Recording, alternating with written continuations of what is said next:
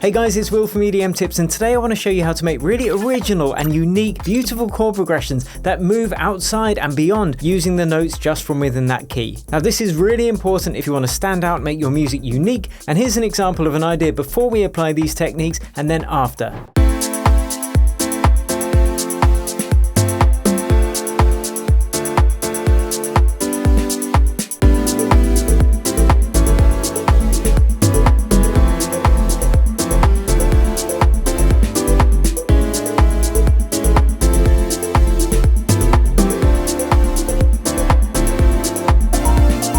So as you can hear, there's a lot more interest in that second idea, and it's not always going to be appropriate depending on what genre you are producing, but I've got to say a huge shout out to James Wiltshire over at F9 Audio, who inspired me to make this video with this fantastic video on disco chords. I've linked to that below. So in this video, I'm going to show you how you can build chords from scratch even if you don't know any music theory at the moment, and then I'm going to show you 12 techniques of how to spice them up and make them truly unique and truly your own. You can also download my chord Bible completely free below this video. Keep it on your desktop for easy reference. Okay, without further ado, let's hop into the door and get it done. Okay, let's cover the basics first. So we need to choose a key in which to work. We're going to choose A minor. There's a couple of reasons for that. One, most dance music and a lot of modern pop music is written in a minor key, especially dance music. And the second reason that A minor is the most simple of all the minor keys. The reason being, it just uses the white notes from A all the way up to A. We will be veering outside of those white notes into some of the black notes too, and I'm going to be showing you how to do that very soon. But let's get the basics down first, eh? And if you don't want to be writing your track in A minor, that's completely fine, because once you've learnt these tips and tricks, you can actually apply them to any key that you're working in. And the easiest thing in modern DAWs is you can just select all the notes once you've done it in A minor and just move them down or up the scale and choose a different key. Super simple. So if we're using Ableton, we can use the scale feature. If we hit scale, choose our key, and then hit this button here, it's only going to show the notes from within the scale of A minor. So you can see they're highlighted here in blue. Let's just have a listen to them. A, B, C, D, E, F, G, A. That's the minor scale of A minor. Okay, so let's scale this in. So now it's only showing the notes from within that scale. Just to let you know, between here and here, there are 12 notes in total, but within the scale itself, there are only 1, 2, 3, 4, 5, 6, 7 notes, and then this one is just a repeat of A, so that's the octave. So although there are 12 notes on the keyboard, there are actually only 7 in this heptatonic scale. Now, that's important when it comes to building the chords, but first, let's just listen to this all played in a row. So now let's build out the basic triads before we get into anything fancy. So to build out basic triads, you basically miss a note from within that key each time. So if we put one there and one there, we've got the first, because that's the first note within that chord. And then these two are the third and the fifth respectively, because 1, 2, 3, 4, 5. As simple as that, right, guys? So let's just build out all of these triads. And these are known as diatonic chords. And these are chords that only use notes from within that scale. And you can see that because we're using this template in Ableton. So let's have a listen to these, and we're just going to quickly run through how they differ. So some of them sound good, some of them not so good. The first one is a minor chord. The third one is a major. And all of the other ones are either major or minor. But this one here is a diminished chord. So let's open up this scale so we can actually see what's going on. So any minor triad that you have has got the same amount of intervals in between each note. So this is the first, that's the third, and that's the fifth. So let's count up these intervals on the keyboard between each of them. We got 1, 2, 3 of these intervals, then 1, 2, 3, 4 between the third and the fifth. And that's always going to make a minor chord that sounds like this. Now this is a major chord, and what makes that different is that the intervals between the first and the third are 1, 2, 3, 4, and then between the third and the fifth it's 1, 2, 3. So basically the other way around from the minor chord. So if we change this to follow that formula, now we go 1, 2, 3, 4, 1, 2, 3. This is now a major chord. which you can hear, but let's switch it back. Now the difference between a diminished chord and both of these is that a diminished chord has 3 intervals between the root and the third, and also the third and the fifth. By the way, the root is just another name for the first of the chord. So we can go 1, 2, 3, and then 1, 2, 3, and that gives it this slightly disconcerting sound. And we don't really use those chords much in dance music, but I'm going to show you exactly what you can do with a diminished chord to make it sound good in a couple of minutes. Okay, so let's fold it back down like this. And I want to touch upon a couple of other types of chords because that's going to be very important in a few minutes. If we add a 7th chord, that is really just going 1, 2, 3, 4, 5, 6, 7. So we're just skipping a note each time. And that sounds like this. Beautiful. And a 9th chord is simply just adding the 9th note from the root of the chord. So 1, 2, 3, 4, 5, 6, 7, 8, 9. And that sounds like this. Even nicer. So let's just add the 7th and the 9th to each of these chords, these diatonic chords within the key. Let's just fast forward this bit. Okay, and they're all going to sound good apart from 2 of them. And the reason is because of the diminished chord that we touched upon earlier. So what do you do with them? Well, when you reach that weird diminished sound, which is there, you can either move that up 1 place in the scale or down 1 place in the scale. There is one other option as well, which we'll be touching upon shortly, but this is the simplest. So I'm just going to move it up, and then the second time that occurs is in the 7th chord here. So you can hear this is that same note again. So let's just move that up, and now let's listen to them in sequence. So they all sound pretty cool. So now we've got those basics understood, let's look at the different ways that we can use this information and when we can break free of it. So next thing I'm going to do is just delete all of these and draw in a simple bass line in the key of A minor. And I'm only going to be using notes from within the scale of A minor to keep things simple. So we've got the scale button pressed and we can see we can't really hit a wrong note. So these are our bass notes.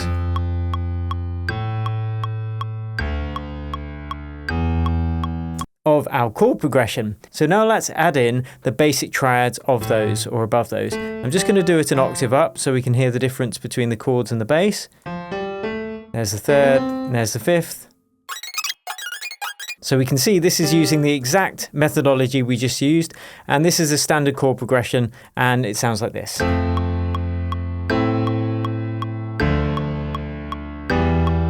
So it sounds pretty nice, but it's vanilla and we want to be able to break out of that. So the first thing we can do is try to add some of those 7th chords, or 9th chords even. So let's just add these here. We go skipping a note each time. So as a last example, 1, 2, 3, 4, 5, 6, 7, and that sounds like this.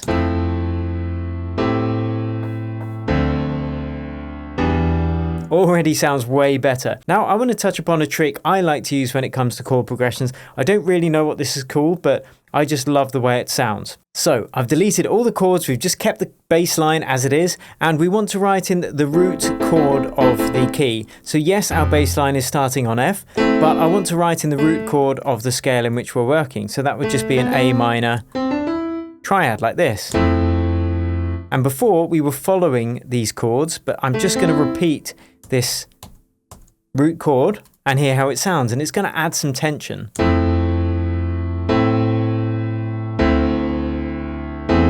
So the last one sounds a bit wonky and I don't like that, so what I'm going to do is just bring it down a semitone each time, like so.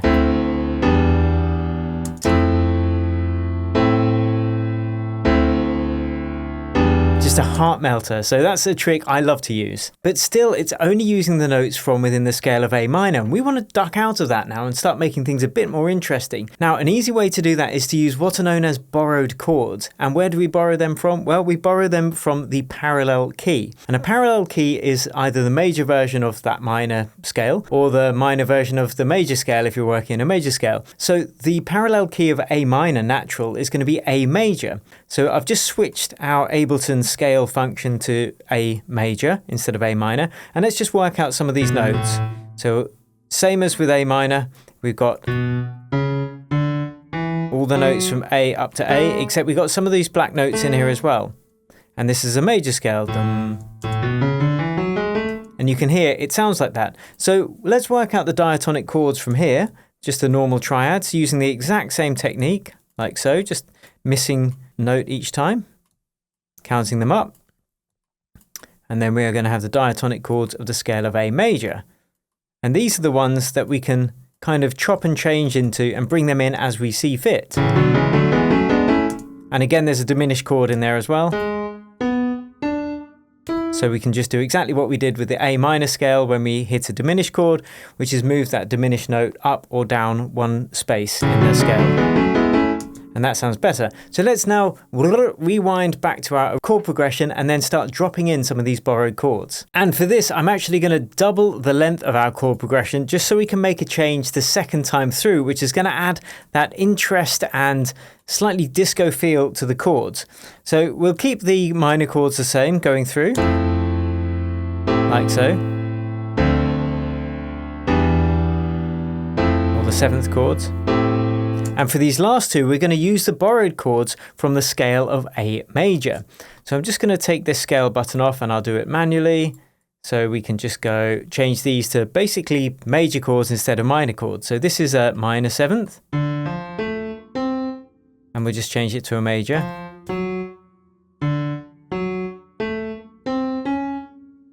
And we'll do the same for the last chord. So put it up an interval to change it from a minor to a major chord. And the same with the seventh. And now let's hear what difference that has made when we loop that chord progression around the second time.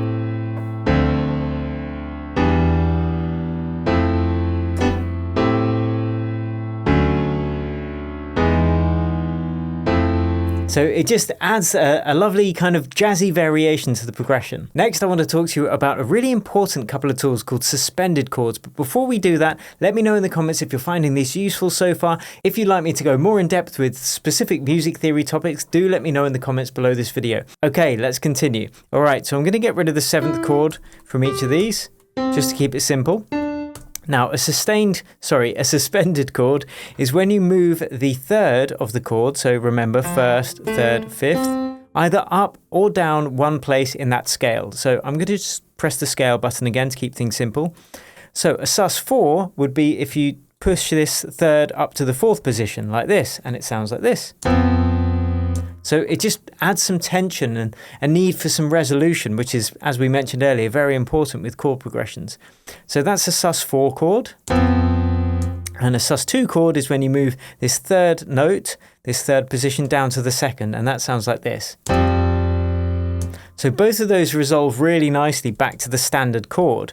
So if we start off this chord with a sus4 and then move it back to a standard triad, it's going to have this kind of effect, which is particularly good at the end of a progression because it adds some resolution, like so. So we're going to push this down to a sus2, just so you can hear what it sounds like. And listen at this last sus4 chord. It just leads back into that first chord beautifully. So they're really important, and we're going to be using those more in depth when we put all of this together in a couple of minutes. So now we're going to get really interesting, and once again I got James Wiltshire over at F9 Audio to thank for kind of bringing me onto this technique. So we're back to the A minor scale. All the notes just within A minor, like so. And what we're going to do is just sharpen this sixth note, 1, 2, 3, 4, 5, 6. We're going to move it up one semitone to F sharp. And this is what I touched upon earlier when I said we've got another option when it comes to making those diminished chords sound good. So if our B diminished chord is here, sounding like this, remember the second diatonic chord within the sequence, before we were taking that extra note up to the G or down to the E to make it sound quite cool. But if we take it up to the F sharp, which is outside of the key, we are using a non-diatonic note. So let's just listen to what that could afford us when it comes to the chord progression. So if we were to have a chord progression in A minor that went from A through B to C, and we were just using the diatonic notes, it would sound like this.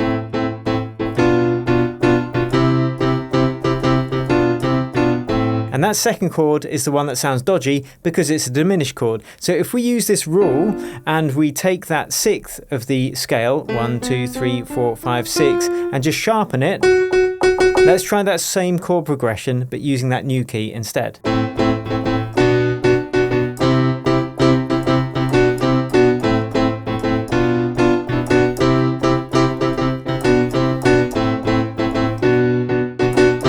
So it's suddenly working, and if we were to use that in a different example and throw in a borrowed chord from the scale of A major, then we can have this kind of progression.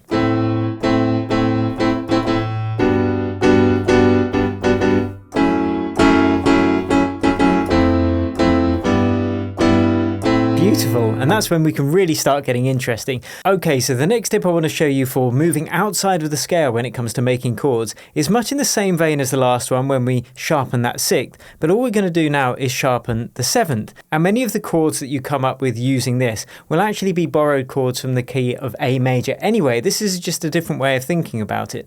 So we've taken that seventh note, 1, 2, 3, 4, 5, 6, 7, and we've just sharpened it up to there.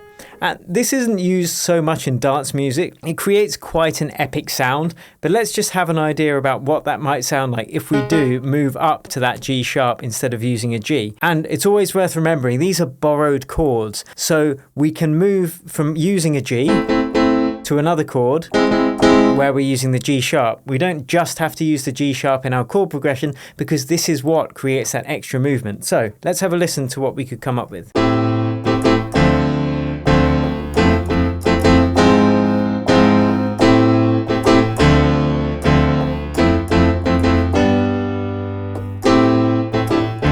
So we're just using it for a little bit to add extra tension, just for that little bit. Okay, the next tip, this is using a semitone above the root. So I've reverted back to the key of A, or the scale of A minor natural, 1, 2, 3, 4, 5, 6, 7, and then the root. So if we use this note, A sharp instead of A, it's just going to add a little bit of extra tension. And this was used in David Guetta and Ray's track, Stay. And if we listen to that chord progression, it sounds something like this.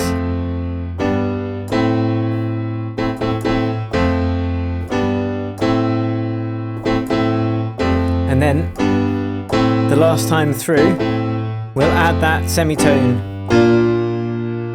And it just adds that tension. Now, this is fantastic if you make that into a seventh or even a ninth chord as well. And then we can add a chord inversion, which we are going to touch upon very shortly. So let's just listen to that with the seventh and the ninth added.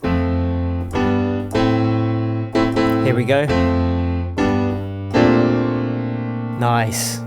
Okay, so now let's look at chord inversions. Now, you've probably already seen one of these on another video or one of my other videos, but just to recap, it's basically just changing the order in which the notes of a chord are played. So we've got our A minor here, and we've added the seventh, so it's A minor seventh. A chord inversion would simply be changing the order of these. So what can often sound good is if you make the notes spread less distance across the keyboard. So if we move this D up here and this G down here, you can see they're all occupying a closer relationship within the keyboard vertically. So you can get some different tonality from those inversions depending on how you choose to voice them. So now let's listen to this. Same chords, but just the notes are played in a different order.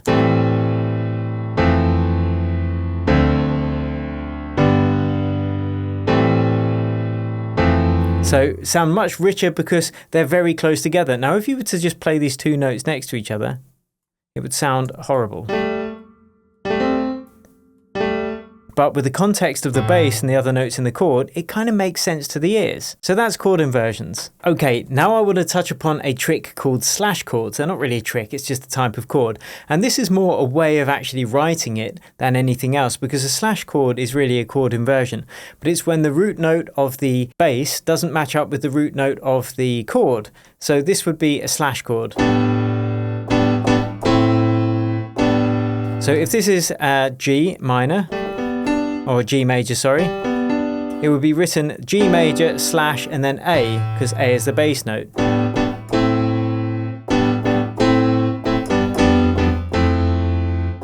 But technically they're all just called inversions.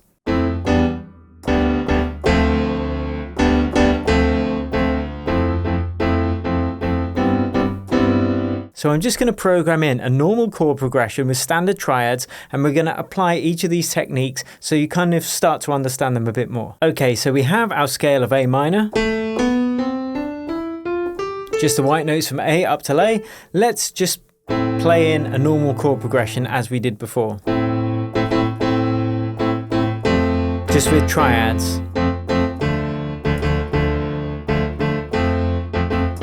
Sounds nice, just a bit basic. So first thing I'm going to do is sharpen that sixth, one of those things we touched upon earlier.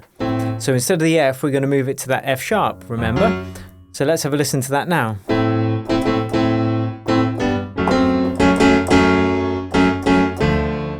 Just a bit more interesting. Okay, next thing we're going to do is add some sevenths to the top of that chord.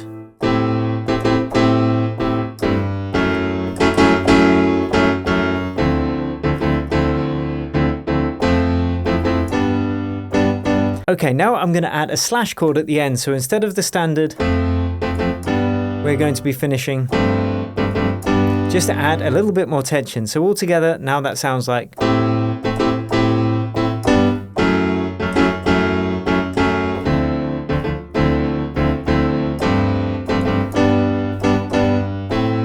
Nice. And if we add some more sus chords in there as well.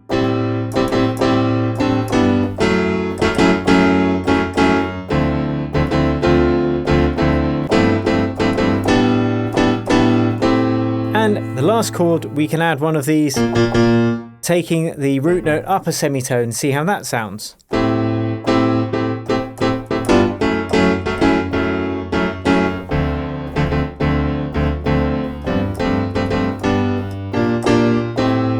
Nice. So the opportunities of using these tools, and most importantly experimenting to find something that fits your vibe, because these more complex chords aren't always going to fit the style of music that you want to create. Sometimes just keeping things simple is the right option, but chords is just one part of music production. Of course, you need a really catchy melody if you want listeners to keep replaying your tune on Spotify and rack up those streams. So I put together 3 of my most powerful melody writing techniques right there in that video. But before you watch it, if you found this useful and enjoyed it, please like, share and subscribe to my channel if you want music production tips each and every week. Thank you so much for watching. I'll catch you over at that next video.